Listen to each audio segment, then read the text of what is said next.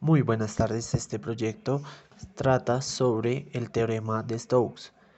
Está presentado por Jessica Juliana Ramos Sarmiento, Edgar Sebastián Munar González, Anderson Valero Galeano de la Facultad de Ingeniería de la Universidad Compensar. Antes de iniciar la introducción sobre el teorema de Stokes, vamos a dar una pequeña parte de la historia de lo que de cómo llegó esto a ser posible.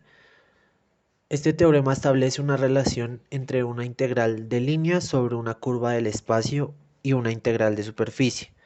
Si bien este teorema lleva el nombre del físico matemático Stokes, en realidad este fue descubierto por el también físico y matemático irlandés William Thomson, más conocido como Lord Kelvin. Antes de empezar con el tema del teorema de Stokes, vamos a dar una breve introducción. Tanto el teorema de Green como el de Stokes, así como otros varios resultados de cálculo multivariable, son simplemente versiones análogas en dimensiones superiores del teorema fundamental del cálculo. Recordemos la fórmula del teorema fundamental del cálculo, la cual nos dice que cuando integras la derivada de una función sobre una región a, b de la recta numérica, es lo mismo que evaluar la función misma sobre la frontera de esa región, es decir, los números a y b y sacar su diferencia, como podemos ver a continuación en la gráfica.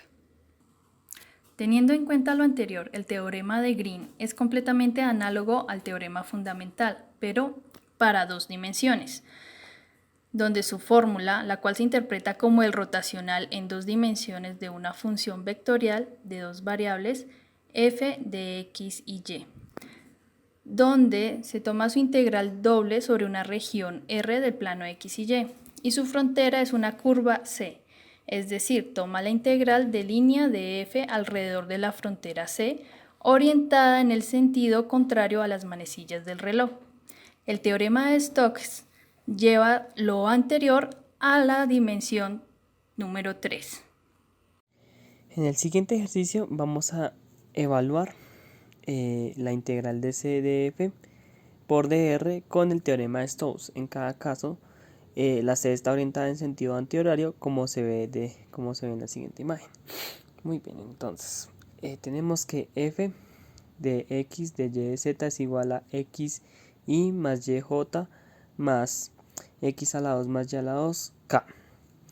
Entonces C es la frontera de la parte del paraboide, que es igual a z es igual a 1 menos x a la 2 menos y a la 2, que está en el primer optante. Muy bien, primero vamos a calcular el rotacional del campo f, que este es igual a la derivada parcial con respecto a y, lo que nos da 2y, y. Después realizamos la derivada parcial de x respecto a x, que es igual a 2xj. Después la derivada parcial de k, pues que esa es igual a 0.